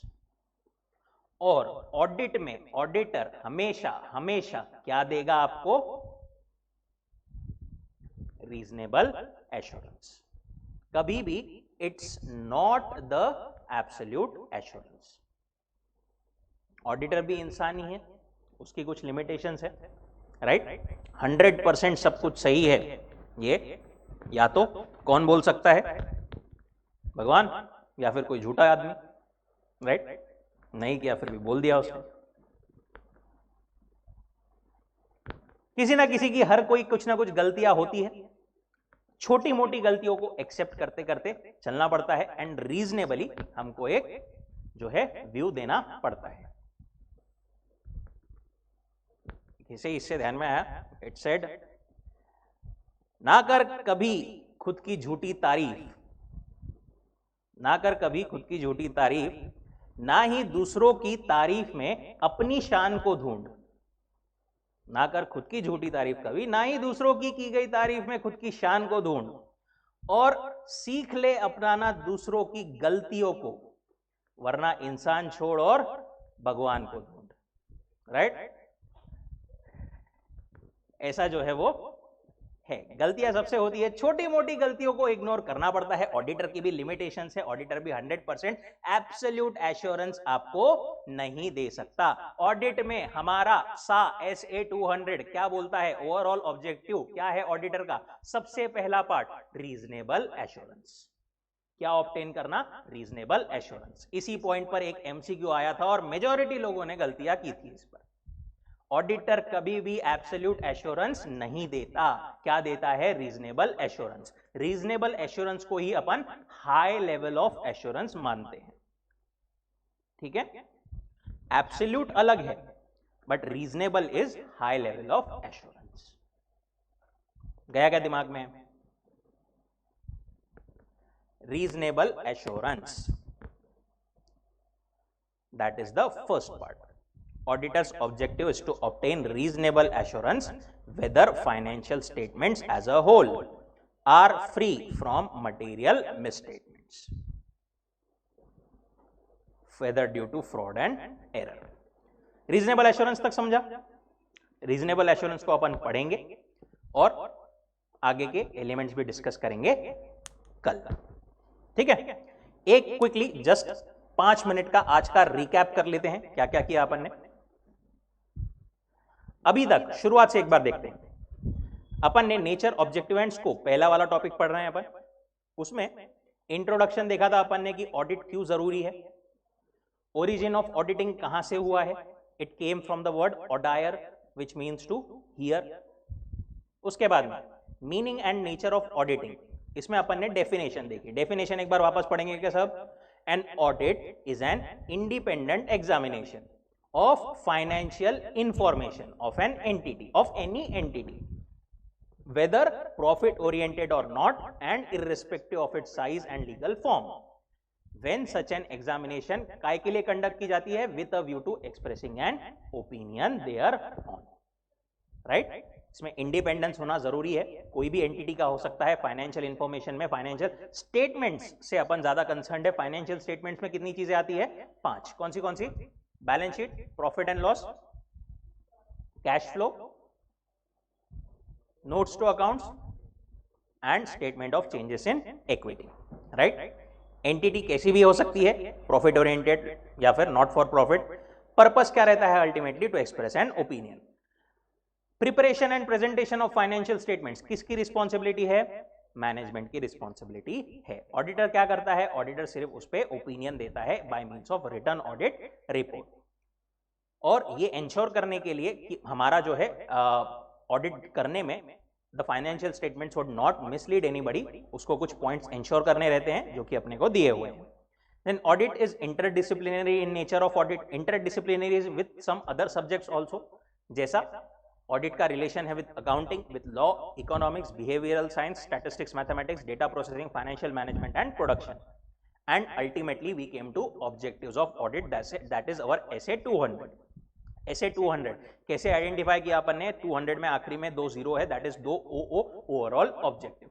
Overall objective of independent auditor and conduct of an audit in accordance with standards on auditing. Right? उसमें के ये दोनों पार्ट्स और उसका एनालिसिस अपन और डिटेल में कब करेंगे? कल। Okay, perfect.